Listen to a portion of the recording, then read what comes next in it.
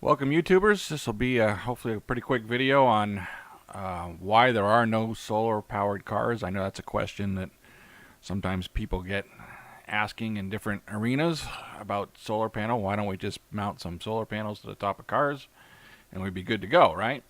Well, it's going to be, like I said, a pretty simple explanation. So the first thing we need to do is learn what a solar panel is. So this is a solar panel, and I've got a 100 watt version here, and 100 watt is approximately 2 feet by 4 feet. So it's a pretty big panel. Technology hasn't improved that too much over time. We've got a little bit better output, but again, solar's been around for a long time. They're making these flexible now, so at least you don't have these. I've shown a rigid one with a frame that you would normally see on top of a house, not very dynamic environments, but they have stuff on sailboats that they could mount, and you could mount something similar on your car. You need to find a way to mount it. Or you have some flexible material that would curve to the hood and the roof, but that's driving around a car is getting a lot of wind resistance at speed. But let's just say for the average routine car, you could probably, with a 2x4 real estate, you could probably fit one on your roof and one on your hood. Maybe you could squeeze a little bit more in. Of course, if you had a van or something, that's a completely different story. But just a normal car here, one on the hood, one on the roof. So you got a couple 100 watt solar panels. Okay, that's normally what would fit maybe on a car. Let's talk about solar panel collection, because that's important. Again, good sun. So, pointing towards the south if you're in the northern hemisphere. And, getting a good angle and good intensity and no cloud cover, no rain. So good sun is typically considered 5 hours per day in most places. The further you live to the north, like I said, the less that number is. And if you live more towards the equator, you would have typically a little more, especially in the summer months.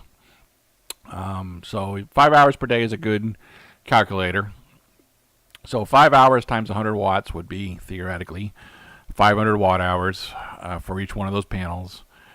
But you're going to need a battery, because you can't just run your car directly off that 100 watt solar panel. It's not producing enough power at any given instant. It's got to collect that power up to move something as big as a car or a motor in general. So you need a battery, and so you'd have to charge that battery. So even efficient lithium ion or any type of batteries, they're going to have some loss as they absorb some resistance and stuff like that. And so they're just not going to get, now that we can argue about the number, but I'm just going to put 400 watts down there. Might be what you would get into a battery over those 5 hours. So that 500 turns into 400, and maybe it's 430, maybe it's a little bit less. I mean, we can all argue about that number, but that's the number you're going to get out of that panel with 5 hours of good sun. So maybe 100 watts of battery charge. So I've got on the screen the Tesla Model S. It's an electric car, very nice car. I know it's an expensive car, but modern technology, very well known, very nice to drive. And again, I could probably fit one on the roof and one on the hood, right? So as a modern electric car, what you'll find out is that the Tesla Model S, with average driving, again, we're not in ludicrous mode doing 0 to 60s, right? When you're not, as you accelerate, you use a lot more energy, and as you brake, you actually recover energy in these cars. But if you were to just get out there and drive at a normal speed, and they tend to consume about 300 to 350 watts per mile in this Tesla Model S. Obviously, if you got a big heavy car, or you're going up hills, or you're doing some other stuff, that tends to bring your stuff down if you're towing, for example, right, et cetera, et cetera. So depending on a whole bunch of factors, right, stop and go traffic, whatever it is, you're getting that amount. So what I'm saying is that with your 2 panels and 5 hours of sun, you would go about 2 miles. Maybe a little more, maybe a little less.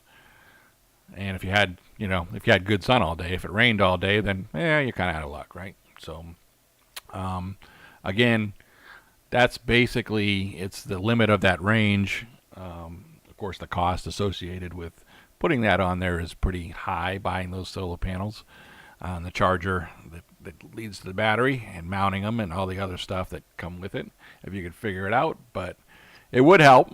It would give you about 2 miles worth of range before your other. Again, we're not talking about hybrids or engines or any other stuff here. Just pure electric, pure running off the solar panels. So that's generally why people wouldn't accept. That is a solution, and that's basically because people wouldn't accept it. That's kind of why we don't have solar only powered cars. All right, thank you.